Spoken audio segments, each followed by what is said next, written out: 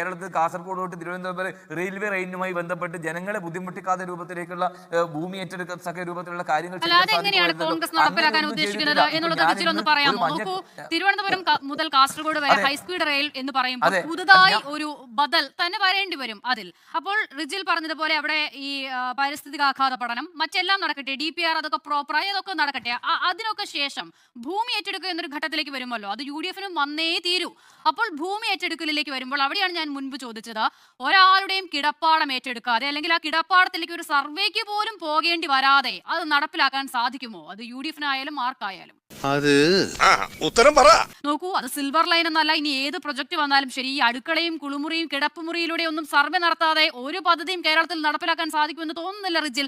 അപ്പോഴും ഈ പ്രശ്നമില്ലേ? അപ്പോൾ സിൽവർ ലൈനെ നിങ്ങൾ വിമർശിച്ചവർ എങ്ങനെയാണ് ഈ നിലയിൽ ഓരോ ആളുകളുടെ കിടപ്പാടത്തിലേക്ക് സർവേ നടത്താതെ അത് നടപ്പിലാക്കാൻ പോകുന്നത്?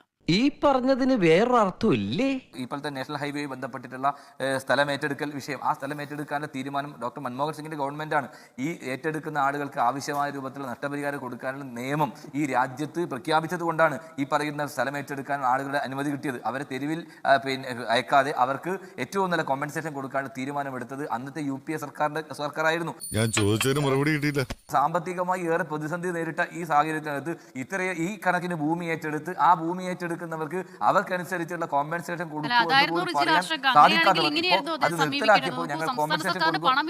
പറയുമ്പോഴും ആ കാലയളവിലായിരുന്നില്ലേ ദേശീയപാത വികസനത്തിന് സ്ഥലം ഏറ്റെടുത്ത് കൊടുത്തതും ഇന്ത്യയിലെ മറ്റൊരു സംസ്ഥാനത്തും ഇല്ലാത്ത നിലയിൽ അതിന് വലിയ തുക വഹിക്കുകയും ചെയ്തു. അവള് പറയുന്നതിൽ ഒരു പോയിന്റ് ഉണ്ട്.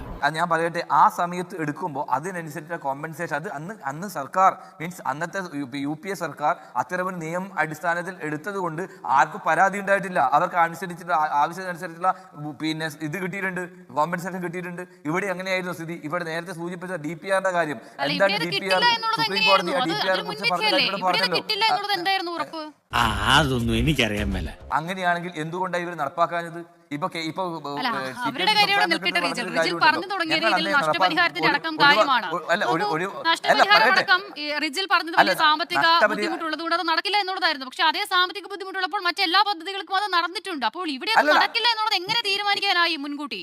എന്താ എന്റെ ഉദ്ദേശം? കേരളത്തിൽ കാസർഗോഡ് തൊട്ട് തിരുവനന്തപുരം വരെ റെയിൽവേ റെയിനുമായി ബന്ധപ്പെട്ട് ജനങ്ങളെ ബുദ്ധിമുട്ടിക്കാത്ത രൂപത്തിലേക്കുള്ള ഭൂമി ഏറ്റെടുക്കത്തക്ക രൂപത്തിലുള്ള കാര്യങ്ങൾ എങ്ങനെയാണ് കോൺഗ്രസ് നടപ്പിലാക്കാൻ ഉദ്ദേശിക്കുന്നത് എന്നുള്ളത് റിജിൽ ഒന്ന് പറയാമോ? നോക്കൂ, തിരുവനന്തപുരം മുതൽ കാസർഗോഡ് വരെ ഹൈസ്പീഡ് റെയിൽ എന്ന് പറയുമ്പോൾ പുതുതായി ഒരു ബദൽ തന്നെ വരേണ്ടി വരും അതിൽ. അപ്പോൾ റിജിൽ പറഞ്ഞതുപോലെ അവിടെ ഈ പാരിസ്ഥിതികാഘാത പഠനം മറ്റെല്ലാം നടക്കട്ടെ, DPR അതൊക്കെ പ്രോപ്പറായി അതൊക്കെ നടക്കട്ടെ, അതിനൊക്കെ ശേഷം ഭൂമി ഏറ്റെടുക്കുക എന്നൊരു ഘട്ടത്തിലേക്ക് വരുമല്ലോ, അത് UDF-നും വന്നേ തീരൂ. അപ്പോൾ ഭൂമി ഏറ്റെടുക്കലിലേക്ക് വരുമ്പോൾ അവിടെയാണ് ഞാൻ മുൻപ് ചോദിച്ചത്, ഒരാളുടെയും കിടപ്പാടം ഏറ്റെടുക്കാതെ അല്ലെങ്കിൽ ആ കിടപ്പാടത്തിലേക്ക് ഒരു സർവേക്ക് പോലും പോകേണ്ടി വരാതെ അത് നടപ്പിലാക്കാൻ സാധിക്കുമോ? അത് UDF-നായാലും ആർക്കായാലും. ഇതൊരു നടത്തു പോണ മാതിരില്ല. അപ്പൊ ഇന്ന് ഞാൻ ഒരു കുറ്റി പൊരിച്ചപ്പം ഒരു വീടിന്റെ മുറ്റത്തു നിന്നാണ് കുറ്റി പൊരിച്ചത്. തീർച്ചയായും കണ്ണൂർ ടൗൺ എന്ന് പറയുന്ന കണ്ണൂരിന്റെ ഹൃദയഭാഗമാണ്. കണ്ണൂരിന്റെ ഹൃദയഭാഗത്തിലൂടെയാണ് ഈ റെയിൽ കടന്നു പോകുന്നത്. അങ്ങനെയല്ലാതെ പോകാൻ പറ്റത്തക്ക രൂപത്തിലേക്കുള്ള സ്ഥലം അവിടെ ഉണ്ട്. അത് ഏറ്റെടുക്കാൻ സാധിക്കണം, ആ രൂപത്തിലേക്ക് കൊണ്ടുപോകണം. തിരുവനന്തപുരം മുതൽ കാസർഗോഡ് വരെ അങ്ങനെ ഒരു ജനവാസ മേഖലയിലൂടെയും അല്ലാതെ, ഒരു പ്രധാനപ്പെട്ട ടൗണുകളിലൂടെ അല്ലാതെ, ഒരു പ്രധാനപ്പെട്ട നഗരങ്ങളിലൂടെ അല്ലാതെ അതിന് സാധിക്കും എന്നുള്ളതാണോ റിജിൽ വിശ്വസിക്കുന്നത്? എന്റെ പൊന്നു വായി എന്നെ കുഴപ്പിക്കരുത്. അല്ല, ഞാൻ പറഞ്ഞു വന്ന കാര്യമാണ്. അതുകൂടി പരിഗണിച്ചുകൊണ്ട് തന്നെയാകും കേരളത്തിലെ ജനങ്ങൾക്ക് ബുദ്ധിമുട്ടില്ലാത്ത രൂപത്തിലുള്ള കാര്യങ്ങൾ. പ്രത്യേകിച്ച് ഞങ്ങൾ ഈ കേരള വിഷയത്തിൽ ഇത്രയേറെ സമരം നടത്തി ഈ വിഷയത്തിനകത്ത് ജനങ്ങളോടൊപ്പം നിന്ന് ഞങ്ങൾക്ക് ഒരിക്കലും ആ ജനങ്ങൾക്കെതിരായിട്ടുള്ള ഒരു നിലപാട് സ്വീകരിച്ച് മുന്നോട്ട് പോകാൻ പറ്റുമോ? ഞങ്ങൾ ആ സമരത്തിന് മുമ്പിൽ നിന്ന ആളുകളല്ലേ. തീർച്ചയായിട്ടും അത്തരം ഒരു കാര്യങ്ങൾ വരുമ്പോൾ തീർച്ചയായും ഈ ജനങ്ങൾ ഞങ്ങൾക്കെതിരാവില്ലേ. അതുകൊണ്ട് ജനങ്ങളോടൊപ്പം നിന്നുകൊണ്ട് തന്നെ ഏതൊക്കെ രീതിയിലേക്ക് അത് ചെയ്യാൻ പറ്റും എന്നുള്ളതാണ്. കേരളത്തെ അതിസമ്പന്നമായ ഒരു സംസ്ഥാനമാക്കി മാറ്റിയെങ്കിൽ 102 സീറ്റുമായി ഒരിക്കൽ UDF അധികാരത്തിൽ വരില്ല. ജനങ്ങളെ കൊള്ളയടിക്കാൻ മാത്രം നിങ്ങൾ പദ്ധതി കൊണ്ടുവന്നു എന്നതിനപ്പുറത്തേക്ക് ജനപക്ഷ നിലപാടിനകത്ത് നിൽക്കാതെ കൊണ്ടാണ് നിങ്ങളുടെ പാർട്ടി കോട്ടകൾ ഉൾപ്പെടെ ഒലിച്ചു പോയത് എന്ന് ഇടതുപക്ഷത്തിന്റെ പ്രതിനിധി മനസ്സിലാക്കുക. ഇപ്പോൾ റിജിൽ മാക്കുറ്റി തന്നെ പറഞ്ഞതുപോലെ ജനങ്ങളെ വിശ്വാസത്തിൽ എടുക്കാതെ ഒരു പദ്ധതിയുമായി മുന്നോട്ട് പോയാൽ എന്ത് സംഭവിക്കും എന്നതിന്റെ മികച്ച ഉദാഹരണമായി മാറുന്നില്ലേ സിൽവർ ലൈൻ? എന്തിനായിരുന്നു ഈ എടുത്തുചാട്ടം? എടുത്തുചാട്ടം എന്നുള്ള പ്രയോഗം കേരളത്തിലെ കഴിഞ്ഞ 10 വർഷത്തിനിടയിലെ വികസന പ്രവർത്തനത്തിന് യോജിക്കുന്ന ഒരു വാക്കയല്ല. കാരണം ശ്രീമതി ആസിത തന്നെ കൃത്യമായി ചൂണ്ടിക്കാണിച്ചതുപോലെ കേരളത്തിൽ മിന്നുന്ന വികസന പ്രവർത്തനങ്ങൾ കഴിഞ്ഞ 10 വർഷത്തിനിടയിൽ നടന്നു. ജനങ്ങളുടെ പങ്കാളിത്തത്തോടെയും സ്വീകാര്യതയോടെയും കൂടി.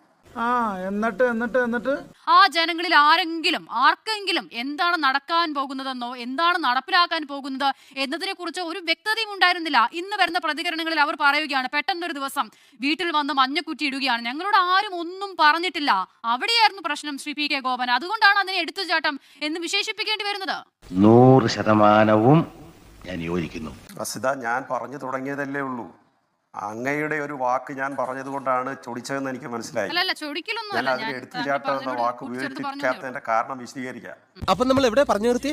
ബഹുമാനപ്പെട്ട മുഖ്യമന്ത്രി ആകുമ്പോഴെങ്കിലും അദ്ദേഹത്തിന്റെ പതിവ് വസ്തുതാവിരുദ്ധമായ നിലപാടുകളിൽ നിന്ന് മാറി നിൽക്കണമെന്നൊരു അഭ്യർത്ഥനയുണ്ട്.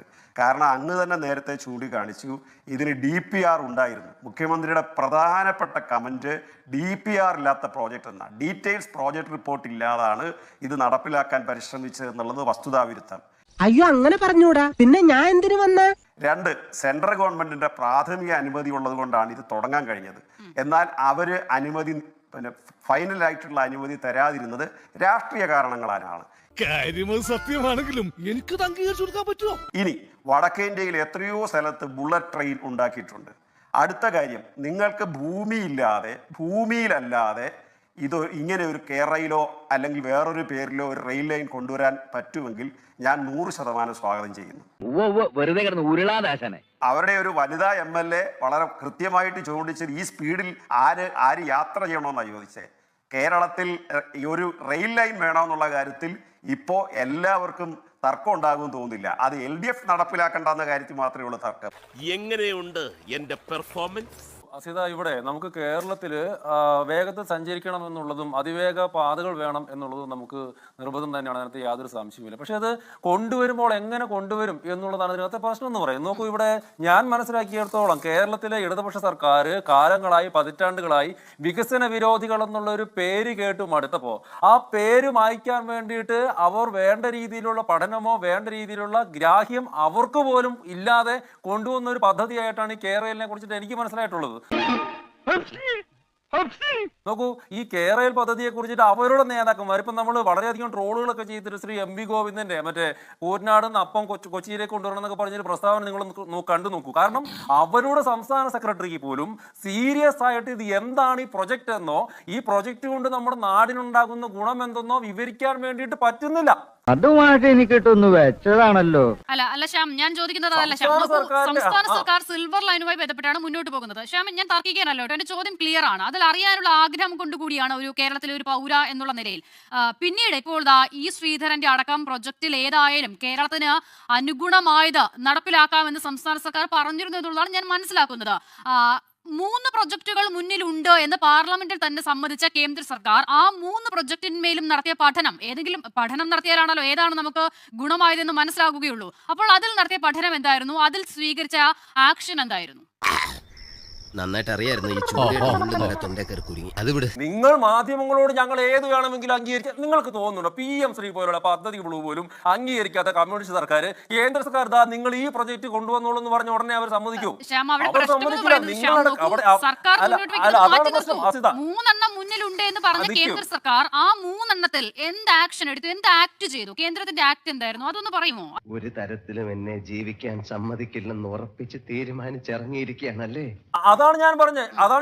ശ്രീ ശ്രീധരന്റെ പ്രപ്പോസൽ കൊണ്ടുവന്നു, അത് കേന്ദ്ര സർക്കാർ കേട്ടു. ശ്രീ അശ്വിനി വൈഷ്ണവ് അതിനെ വളരെ അനുഭവപൂർവ്വമല്ല പരിഗണിച്ചിട്ടുള്ളത്. അത് വേണമെങ്കിൽ നടപ്പിലാക്കാമെന്ന് പറയുകയും ചെയ്തു. പക്ഷെ അതിന്റെ പിന്തുണ എവിടെ നിന്നാണ് വേണ്ടത്? നിന്നെ സമ്മതിക്കണം. ഈ ശ്രീധരന്റെയൊക്കെ എത്ര വേണമെങ്കിലും അദ്ദേഹത്തിന്റെ പായിട്ട് അദ്ദേഹം ആ റിപ്പോർട്ട് കൊടുത്തതിന് ശേഷം നിങ്ങളടക്കമുള്ള മാധ്യമങ്ങളോട് സംസാരിച്ചല്ലേ? അതാണ് ഈ കേരളയിൽ നിന്ന് വിരുദ്ധമായിട്ട് 70% വരുന്ന എലവേറ്റഡ് ട്രാക്കും ബാക്കി 25% വരുന്ന അണ്ടർഗ്രൗണ്ട് ട്രാക്കും വെറും 5% മാത്രം ജനങ്ങളെ ബാധിക്കുന്ന രീതിയിൽ. അതിനകത്ത് അദ്ദേഹം ഒരു കാര്യം കൂടി പറഞ്ഞു, നമ്മൾ ഈ ട്രാക്ക് ബിൽഡിങ്ങിന് വേണ്ടിയിട്ട് സ്ഥലം ഏറ്റെടുക്കുമ്പോൾ ഇത് നമുക്ക് ആകെ വരുന്നത് അതായത് ഈ റെയിൽവേ പില്ലറിന് വേണ്ടിയിട്ടുള്ള മാത്രമുള്ള സ്ഥലമാണ് വരിക. അങ്ങനെ വരുമ്പോൾ ഏറ്റെടുത്ത സ്ഥലങ്ങൾക്ക് വലിയ ബഹുനില കെട്ടിടങ്ങളോ വലിയ മരങ്ങളോ ഒന്നുമല്ലാതെ ചെറിയ കൃഷി ചെയ്യുവാൻ വേണ്ടിയിട്ട് ആ ആളുകൾക്ക്, അതായത് ഉടമസ്ഥർക്ക് തന്നെ വേണമെങ്കിൽ തിരിച്ചു കൊടുക്കാം എന്നുള്ള പ്രപ്പോസൽ വരെ ഈ ശ്രീധരൻ കൊണ്ടുവന്നു. പക്ഷെ ഇതൊക്കെ ഇനിഷ്യേറ്റീവ് എടുക്കേണ്ട ആരാണ് സീത? നമ്മുടെ പോലെ രാജ്യത്ത് ഈ പ്രൊജക്ട് മതി അല്ലെങ്കിൽ ഈ പ്രൊജക്ടിന് ഞങ്ങൾ തയ്യാറാണ് എന്ന് സംസ്ഥാന സർക്കാർ എവിടെയെങ്കിലും പറഞ്ഞിട്ടുണ്ടോ? അവിടെ അതാണ് ഞാൻ PM ശ്രീയുമായിട്ട് ബന്ധിപ്പിച്ച് ഞാൻ പറയുന്നത്. അവിടെ ഇവരിവിടെ ഈഗോ വർക്ക് ചെയ്യും, അവിടെ ഇവരുടെ പൊളിറ്റിക്സ് വർക്ക് ചെയ്യും. അവിടെ ഇവർ പറയും ദാ കേന്ദ്ര സർക്കാർ ഞങ്ങളുടെ കാര്യത്തിൽ ഇടപെടുന്നേ എന്ന് പറയും, ദാ ഫെഡറലിസത്തെ ബാധിപ്പിക്കുന്നേ എന്ന് പറയുന്നത്. അവിടെയാണ് പ്രശ്നം. കേന്ദ്ര സർക്കാരിന് ഇക്കാര്യത്തിൽ തുറന്ന സമീപനമാണ്. ഉത്തരം മുട്ടിച്ചോളഞ്ഞല്ലോ. കേരളത്തിൽ 636 വളവുകളുണ്ട് നിലവിലുള്ള റെയിൽവേ ലൈന്. അത് നിവർത്തുക എന്നുള്ളത് ആർക്കും സാധ്യമാകുന്ന കാര്യമല്ല. അങ്ങനെ നിവർത്താൻ തീരുമാനിച്ചാൽ ഇതിനേക്കാൾ കൂടുതൽ ഭൂമി ഏറ്റെടുക്കേണ്ടി വരും. ഓരോ ടൗണിനകത്തു കൂടിയാണ് റെയിൽവേ ലൈൻ പോകുന്നത്. കൊല്ലമായിക്കൊള്ളട്ടെ, തിരുവനന്തപുരമായിക്കൊള്ളട്ടെ, തൃശ്ശൂരായിക്കൊള്ളട്ടെ, കോഴിക്കോടായിക്കൊള്ളട്ടെ, നഗര നടുവിൽ കൂടിയാണ് ഇതെല്ലാം കടന്നു പോയിക്കൊണ്ടിരിക്കുന്നത്. അവിടെ ഒന്നും വളവുകൾ നിവർത്തൽ പ്രായോഗികമല്ല. അടിപൊളി. ഇനി അങ്ങ് പറഞ്ഞു പുഴുക്കളെ പോലെ നരയിക്കുകയാണെന്ന് കേരളത്തിൽ ഈ കുടിയൊഴിപ്പിക്കപ്പെട്ട ആളുകൾ. നിങ്ങൾ നാഷണൽ ഹൈവേയുടെ അടുത്ത് താമസിക്കുന്നവരെയൊക്കെ ഒന്ന് പോയി കണ്ടാൽ കൊള്ളാം കേട്ടോ. ഇങ്ങനെയൊക്കെ വൈകുന്നേരം വന്നിരുന്ന് പറയുമ്പോൾ എനിക്ക് നേരിട്ട് പരിചയം. ഞാൻ ഹൈവേയിൽ നിന്നൊരു 6 കിലോമീറ്റർ അകലെ മാത്രമാണ് താമസിക്കുന്നത്. 1.5 കോടി രൂപ ഒരു സെന്റിന് കിട്ടിയ ആളുകൾ വരെ ഉണ്ട് നമ്മുടെ നാട്ടിൽ. അതിൻ്റെ അവിടുത്തെ ഫെയർ വാല്യൂ എന്ന് പറഞ്ഞാൽ 10-12 ലക്ഷം രൂപയാണ്. അതാണ് അവിടെ. ഇതിൻ്റെ ഇടയ്ക്കൂടെ UDFന്റെ പ്രതിനിധി പറഞ്ഞു മൻമോഹൻ സിംഗിൻ്റെ ഒരു നിയമം കൊണ്ടാണെന്ന്. അദ്ദേഹത്തിൻ്റെ അവസരം വരുമ്പോൾ ഒരു കാര്യം പറഞ്ഞാൽ മതി. മൻമോഹൻ സിംഗ് പ്രധാനമന്ത്രിയായിട്ട് ഇരിക്കുമ്പോഴാണ് Oommen Chandy sir national highway office കേരളത്തിൽ പിരിച്ചുവിട്ടത്. ഇനി അത് നടപ്പിലാക്കാൻ പറ്റത്തില്ലെന്ന് പറഞ്ഞ് താഴ്ത്തി വെച്ചിട്ട് പോയത് ബഹുമാനായ മൻമോഹൻ സിംഗ് സാർ രാജ്യത്തിന്റെ പ്രധാനമന്ത്രി ആയിരിക്കുമ്പോൾ തന്നെ ആളുകളെല്ലാം മറന്നു നിങ്ങൾ ധരിക്കരുത്. പിന്നെ അദ്ദേഹം പറഞ്ഞത് ഇതിനെക്കുറിച്ച്, ഈ പ്രോജക്റ്റിനെ കുറിച്ച് ഞങ്ങൾക്ക് ഗ്രാഹ്യമില്ലെന്ന് സമരസമിതി. ഗ്രാഹ്യമില്ലെങ്കിൽ എങ്ങനെയാ സാർ ഈ നാഷണൽ ഹൈവേ 6 വരി പാത പൂർത്തിയാവുന്നത്? ഗ്രാഹ്യമില്ലെങ്കിൽ എങ്ങനെയാ ഈ മലയോരവും തീരദേശ പാത ഉണ്ടാക്കുന്നത്? ഗ്രാഹ്യമില്ലെങ്കിൽ എങ്ങനെയാ ഇന്ന് കേരളത്തിൽ റെയിൽ ലൈൻ, ഈ ഗെയിൽ പൈപ്പ് ലൈൻ പൂർത്തിയാക്കിയത്? ഞാൻ പറഞ്ഞു തരാം, വെരി സിമ്പിൾ. അതായത് മറ്റേ ഇതല്ലടാ. അപ്പൊ അങ്ങനൊന്നും വന്നിരുന്ന് ഇടതുപക്ഷത്തെ നിങ്ങൾ ആക്രമിക്കരുത്. രണ്ടാമത്തെ കാര്യം, BJPയുടെ പ്രതിനിധി പറഞ്ഞത് ബുള്ളറ്റ് ട്രെയിൻ വന്നിടത്ത് ജനസംഖ്യ കുറവാണ്, അതുകൊണ്ടാണ് ബുള്ളറ്റ് ട്രെയിൻ നടപ്പിലാക്കിയത്. എന്തൊരു വാദമാണിത്? മുംബൈ നഗരത്തിൽ ജനസംഖ്യ കുറവാണോ സാർ? നിങ്ങൾക്ക് അവിടെ വളരെ കുറച്ച് പൈസ കൊടുത്തിട്ട് നിങ്ങൾക്ക് ജനങ്ങളുടെ അഭിപ്രായം കേൾക്കാതെ നിങ്ങൾക്ക് ഇപ്പോഴും ബോംബെയിൽ സമരം നടന്നുകൊണ്ടിരിക്കുക നാസിക്കിലും മറ്റും ബുള്ളറ്റ് ട്രെയിനുമായി ബന്ധപ്പെട്ടിട്ട്. കേരളത്തിലെ ജനസംഖ്യ എന്ന് പറഞ്ഞാൽ 1 കിലോമീറ്ററിന്, ഒരു ചതുരശ്ര കിലോമീറ്ററിന് 860 ദേശീയ ജനസംഖ്യ 430 നേരത്തെ അസിത ഇവിടെ കൃത്യമായി ചൂണ്ടിക്കാണിച്ചതുപോലെ ഞാൻ അതിനോട് കൂട്ടിച്ചേർത്ത ഒരു കാര്യം കൂടി പറയാം. ഭാവിയിൽ PSC ചോദ്യം വരും, കേരളത്തിൽ ലോകത്തെ ഏറ്റവും വലിയ നഗരം ഏതാന്ന്. ആ നഗരം ഏതാന്നുള്ളതിൻ്റെ ഉത്തരം പറയാൻ പോകുന്നത് ഒരുപക്ഷെ കേരളം എന്നായിരിക്കും. കാരണം കേരളത്തിൽ കാസർഗോഡ് മുതൽ തിരുവനന്തപുരം വരെ ഒറ്റ നഗര യൂണിറ്റായിട്ട് മാറാൻ പോവുകയാണ്. എവിടെ തിരിഞ്ഞു നോക്കിയാലും അവിടെ പൂത്ത മലരുകൾ തന്നെ എന്ന് പറയുന്നത് പോലെ കേരളത്തിൽ എവിടെ തിരിഞ്ഞാലും ജനങ്ങൾ തിങ്ങി പാർക്കുന്ന സ്ഥലമല്ല. നിങ്ങൾക്കൊരു സ്ഥലം കിട്ടില്ല. അവർക്ക് മാന്യമായ അക്കോമഡേഷൻ കൊടുത്ത് മാത്രമേ വികസന പ്രവർത്തനം നടത്താൻ പറ്റൂ. ഈ കിട്ടുന്നതിലേക്ക് എനിക്ക് സന്തോഷമേ ഉള്ളൂ. ഇനിയും കിട്ടാൻ വേണ്ടി ഞാൻ പ്രാർത്ഥിക്കാം.